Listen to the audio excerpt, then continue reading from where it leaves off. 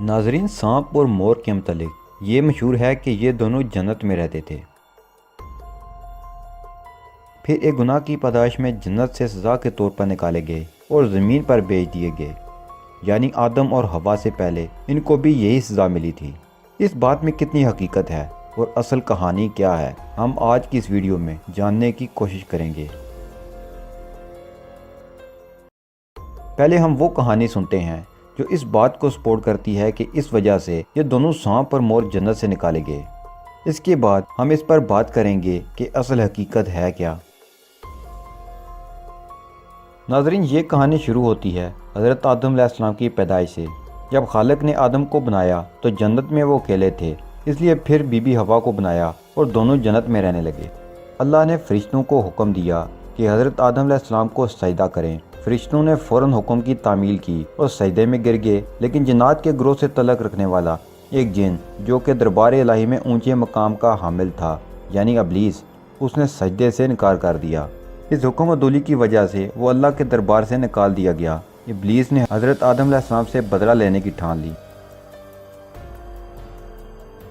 حضرت آدم اور be be حوا جنت میں رہتے تھے، پر انہیں ایک خاص درخت کے پھل کھانے کی اجازت نہ تھی۔ اس جنت میں سانپ اور مور کو بھی آنے جانے کی کھلی آزادی تھی۔ ابلیس جنت میں تو نہ جا سکتا تھا، اس لیے اس نے سانپ اور مور کو اپنی سازش کا حصہ بنایا، اور سانپ نے شیطان کو مشورہ دیا کہ تم سانپ بن جاؤ، مور تمہیں کھا جائے گا اور تمہیں جنت میں جا کر اگل دے گا۔ شیطان کو یہ مشورہ بے حد پسند آیا اور وہ فوراً سانپ بن گیا اور مور نے اسے کھا لیا اور جنت میں لے جا کر اگل دیا۔ اس طرح شیطان جنت میں داخل ہو گیا۔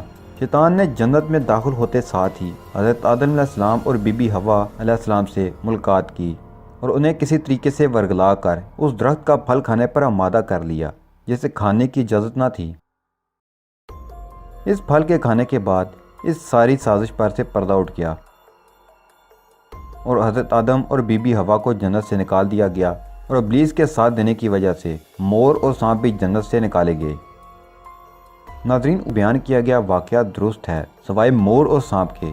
جی ہاں، ابلیس جنت میں داخل ضرور ہوا، پر مور اور سانپ کی مدد سے نہیں۔ کہانی کا یہ حصہ غیر مستند کتابوں سے لیا جاتا ہے جن کی کوئی تاریخی اہمیت نہیں، اس لیے اگر تو آپ سینہ بسینہ کہانیوں کو مان لیں اور غیر مستند کتابوں کو بھی مان لیں تو مور اور سانپ ابلیس کا ساتھ دینے کی وجہ سے جنت سے نکالے گئے۔ اگر آپ ان من گڑت کہانیوں پر یقین نہیں رکھتے تو مور اور سانپ کا یہ قصہ بس ایک دلچسپ کہانی سے زیادہ کچھ بھی نہیں۔